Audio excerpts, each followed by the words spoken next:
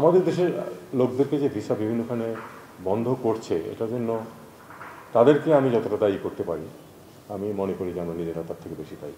কারণ আমরা খুব বেশি অন রেকর্ড আমরা প্রচুর ফেক কাগজপত্র দাখিল করি। আসসালামু আলাইকুম ওয়া রাহমাতুল্লাহ। প্রিয় বাংলাদেশি ভাইয়েরা, সংযুক্ত আরব আমিরাতে ভিসা বাংলাদেশদের জন্য স্থগিত করা হয়েছে। এখন এই মুহূর্তে থমকি আছে যারা এদেশে রেকর্ডিং এজেন্সি আছে এবং যারা ব্যবসা বাণিজ্য করে, দোকানপাট যারা আছে বা যারা অনেকের কোম্পানি আছে, এইসব লোক যারা আছে, যারা বাংলাদেশ থেকে লোক নিয়ে এসে বাংলাদেশি কর্মী দিয়ে কাজ করতে আছে তারা, কারণ তারা সবসময় চায় এখান থেকে রেমিডেন্স বাংলাদেশে পৌঁছানো। বাংলাদেশে পৌঁছলে তাহলে বাংলাদেশে উন্নয়ন হবে। আজকে এই মুহূর্তে ধরা খেয়েছে বাংলাদেশি যারা শ্রমিক আছে তারা।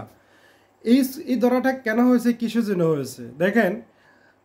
এগুলো নিয়ে বিশ্লেষণ করতে যাই অনেক বিশাল ইঙ্গিতে কথা বলা হয় তাকে, যেগুলো বলতে গেলে দেখা গেছে যে ওই যে কেউর কাছে হয়ে যাব মানে অকুজাত, কেউর কাছে হয়ে যাব মানে দালা, মানে এক একজনের কাছে একটা সিস্টেম হয়ে যাবে। কারণ এখানে দেখা গেছে যে দেখেন সংযুক্ত আরব আমিরাতে বিষয়গুলো মূলত বন্ধ হয়েছে আমাদের মতো কিছু লোকের কারণে। এই যে এখনো কিছু কুচক্র ব্যক্তি এখনো আছে, যেটা তারা এখন বলতেছে যে নাকি 2 তারিখে ভিসা চালু করে দিচ্ছে। প্রথম বলেছিল রানিং মাসে চালু করে দিবে, এখন বলতেছে নভেম্বর 2 তারিখে ভিসা চালু করে দিবে। এখানে একটা জালিয়াতি।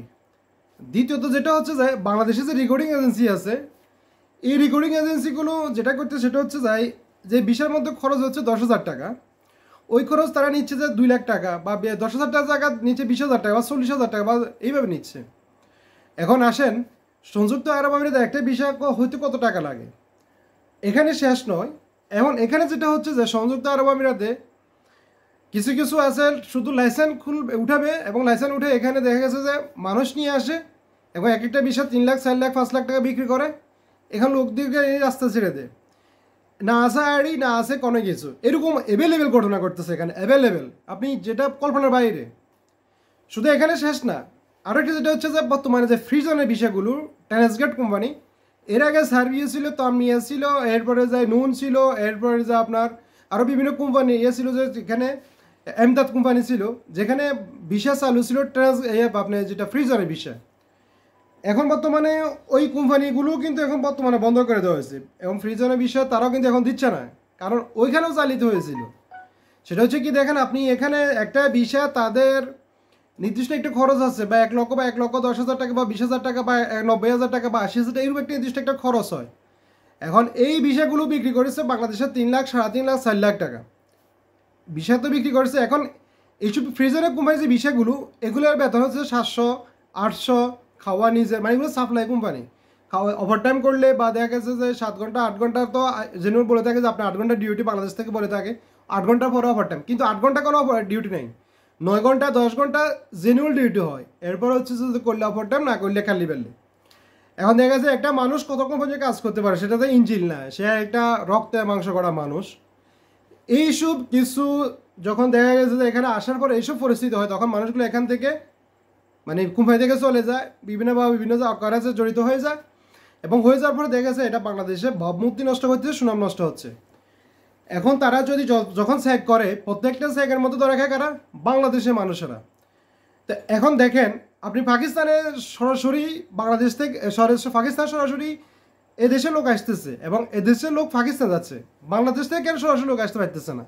সেটা হচ্ছে আমাদের ব্যর্থতা, আমাদের গভর্নমেন্ট ব্যর্থতা, এই যে বর্তমান যে উপদেষ্টা যারা আছে তাদের ব্যর্থতা, বাংলাদেশের দুর্নীতি, চোর সন্ত্রাস ডাকাত খুনি, এদের কারণে, সাদাবাজদের কারণে আমরা কিন্তু এখন বর্তমান সাদাবাজের কাছে জিম্মি হয়ে গেছি, যেটা আমরা সরাসরি জিম্মি প্রবাসী যারা আছে তারা। এখন দেখেন সংযুক্ত আরব আমিরাতে আরও স্থগিত করবে, আমাদেরকে আরও স্থগিত করে দেবে, যেটা মূল এটা। আরেকটা আপনি যদি বলি সেটা হচ্ছে যে ট্রান্সগার্ডের বর্তমানে যে বিষয়গুলো হচ্ছে, ওইখানে এখন বর্তমানে দুর্নীতি শুরু হয়ে গেছে। আর এই বিষয়গুলো করতেছে কারা, বর্তমানে বাংলাদেশের মেট্রো এন্টারপ্রাইজ। এখন মেট্রো এন্টারপ্রাইজ বিষয়গুলো করতে গিয়ে দেখা যাচ্ছে একটা বিষয় মানুষ থেকে নিচ্ছে কত, 3 লাখ 3.5 লাখ 3 লাখ 50 3 লাখ 60 এরকম টাকাগুলো নিচ্ছে। এবং তার সাথে আর কি হচ্ছে, চক্রবদ্ধ একটা দালাল চক্র আছে, যেখানে বিভিন্নভাবে তারা বিভিন্ন আকার ইঙ্গিতে কাজ করে। বেতন বলা হয়ে থাকে এদেরকে, যারা জেনারেল হেল্পার জেনারেল ক্লিনার, বেতন বলা হয়ে থাকে 800, কিন্তু এখানে আসার পর হয়ে যায় 700, এবং 700 মতো দেখো 700 কিন্তু টাকা তাদেরকে দেয় না, দেয় 600। কেন বলতেছে, যদি তারা রেগুলারই 26 দিন যদি ডিউটি করে তাহলে তাদেরকে দিব 700, নইলে দিবে তাদেরকে 600। এখন আপনি একটা মানুষ, আপনি ইঞ্জিন না, যে আপনি রোবট না, যে আপনি প্রতি মুহূর্তে মতো কাজ করতে পারেন, আপনি রোবট না, ইঞ্জিন না, আপনি একটা মানুষ। আপনার এখানে ব্যথা আছে, শরীরে ব্যথা আছে, রক্ত মাংস গড়া তো আপনি ব্যথা আছে। এখন আপনি পারবেন না, 26 দিন টানা কেউ ডিউটি করতে পারে না। তো আসেন, এখন এই লোকগুলো কি হচ্ছে, এখানে এই লোকগুলো এখান থেকে এসে লাফার হয়ে যাচ্ছে, বিভিন্নভাবে চলে যাচ্ছে, এয়ারপোর্ট থেকে চলে যাচ্ছে, কাজ থেকে চলে যাচ্ছে, দেখা গেছে বিভিন্ন দোকানে গেছে, দোকান থেকে উদাও হয়ে গেছে, চলে যাচ্ছে। এখন এই লোকগুলো কিন্তু খাওয়ার যে টাকাটা, এটা কিন্তু কোম্পানি বহন করে না।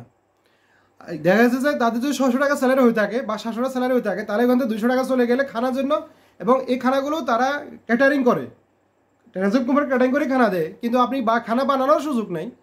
তাহলে দেখা গেছে যে এই লোকগুলো যদি 200 টাকা খাসতে যায়, তাহলে 500 টাকা। এখন একটা মানুষ বাংলাদেশের যদি রিক্সাও চালায়, ভ্যানও চালায়, যদি দিন মজুরিও করে, তাহলে সে প্রতি মাসে একদম কম্পালসারি যেমন 20,000 থেকে 22,000 টাকা ইনকাম করতে পারবে।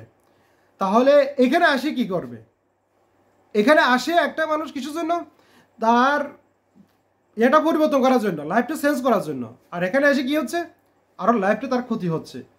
এইসব এই অকারেজগুলোর কারণে বাংলাদেশের ভিসা বর্তমানে স্থগিত করে দেওয়া হয়েছে সংযুক্ত আরব আমিরাতে।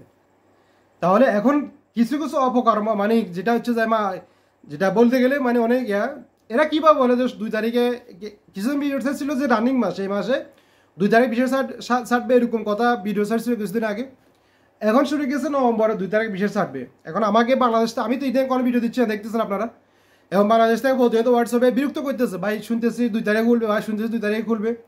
এখন 2 তারিখে ভিসা খুলবে কিনা দেখেন। এখানে মূলত যেটা সেটা হচ্ছে যে বাংলাদেশের যে আমাদের পররাষ্ট্র মন্ত্রণালয় থেকে ডাইরেক্ট সরাসরি অলরেডি বলে দেওয়া হয়েছে যে আমি আপনাদেরকে এটা দিচ্ছি, আপনারা শুনবেন। এটা এখানে 3-4 মিনিট 3-4 সেকেন্ড 10 সেকেন্ড তার মুখের একটা ভাষা, আপনারা শুনবেন ভিসা চালু হবে কি হবে না। সরাসরি এখানে যেটা বর্তমানে কনসুলেটর, ওনার মুখের ভাষা যে সংযুক্ত আরব আমিরাতে ভিসা এত সহজে চালু হচ্ছে না, বিশেষ জটিলতার মধ্যে যাচ্ছে। বাংলাদেশের জন্য ভিসা অনেক জটিলতার মধ্যে হচ্ছে, বা অনেক জটিলতার মধ্যে যাচ্ছে। খুলবে কি, জটিলতা শেষ হবে কি, বা সাধারণভাবে ভিসা চালু হবে কি হবে না, এটা কোনো নির্দিষ্ট কোনো কথা নাই, বাড়তি নাই, কোনো কিছু নেই। এখন দেখেন, সংযুক্ত আরব আমিরাতের শেখ মকদুম দুবাইয়ের, উনি যে গেছে ওনার শ্বশুর বাড়িতে মরক্কোতে। দেখেন ওখানে আমাদের কিছু লোক গেছে ক্লিনারে কাজ করার জন্য, কিছু লোক গেছে ক্লিনারে কাজ করার জন্য। এখন নাকি আমাদের যে বাংলাদেশে যে নিউজ বার্তা ইউটিউবার যারা আছে, তাদেরকে বলে গেছে না 2 তারিখ ভিসা চালু করে দিবে। তাহলে দেখেন আমাদের বাংলাদেশের নিউজ বার্তা কত নাম্বার খারাপ। এক একটা সময় একটা গুজব, এক একটা সময় একটা গুজব। তার মানে সংযুক্ত আরব আমিরাতে ভিসা চালু হচ্ছে না, কোথাও কারোর কাছে 1 কোটি পয়সা লেনদেন করতে যাবেন না। এরা যারা বলে ভিসা চালু হচ্ছে 2 তারিখে 3 তারিখে এই ভিসা হচ্ছে, তাদের বিরুদ্ধে দাঁড়ান। এদের কারণে গ্রাম অঞ্চলের যে মানুষ যেগুলো আছে, এগুলো কিন্তু ফতরার শিকার হচ্ছে। টাউনের মধ্যে যারা শিক্ষিত লেভেল, তারা সোশ্যাল মিডিয়া বুঝে, গুগল বুঝে, অনলাইন বুঝে, এরা তো সব কিছু বুঝে, শিক্ষিত, এরা সব কিছু বুঝে। গ্রামে যারা দিন মজুরে কাজ করে, ক্ষেত খামারে কাজ করে, তারা কিন্তু এইসবগুলো কিন্তু বুঝে না। আমি কি বলছি তারা এটা শুনে, হ্যাঁ ভাই সাহেদ ভাই ভিসা বলছে, সাহেদ ভাই বলছে ভিসা চালু হবে, কিন্তু ভিসা কিন্তু তারা কিন্তু জানেও না। আমি বলে দিয়েছি ভিডিওতে বলছে ভিসা চালু হবে, কিন্তু এটা সত্য কিনা মিথ্যা সেটা কিন্তু আছে, তারা করে না। কিন্তু গ্রামের মানুষগুলো সহজ সরল হয়ে থাকে। এখন বর্তমানে যারা ধান্দাবাজ প্রতারক, তারা কিন্তু গ্রামের মানুষগুলোকে করতেছে, মানে টার্গেট করে তারা ওইখানে কাজ করতেছে, তাদেরকে টার্গেট করে কাজ করতেছে। সামনে রমজান, ঈদ সব কিছু আসতেছে। এখন দালালদের, প্রতারকদের বিভিন্ন অঙ্গি বেড়ে যাবে। আপনারা দেখতে সতর্ক থাকবেন, ভালো থাকবেন, সুস্থ থাকবেন। যদি আমার ভিডিওটা কারো গায়ে লাগে থাকে, সরি, দুঃখিত, আপনারা আমাকে মাফ করবেন। কারণ এগুলো সত্য কথা বলতে হবে, না বললে আপনি কিন্তু এগুলো সমাধান করতে পারেন, বলতে হবে। শুধু আমি না, যদি আপনাদের যদি বিভিন্ন ইউটিউবার যারা বিভিন্ন অরিজিনাল খবর নিউজ যদি করে, তাদের থেকে আপনার ভিডিওগুলো শুনবেন, তারা কি সংযুক্ত আরব আমিরাতে ভিসা চালু হচ্ছে কি হচ্ছে না, এ কথা তারাই বলবে। এটা হচ্ছে মূল কথা। সবাই ভালো থাকবেন, সুস্থ থাকবেন। আল্লাহ হাফেজ, আসসালামু আলাইকুম।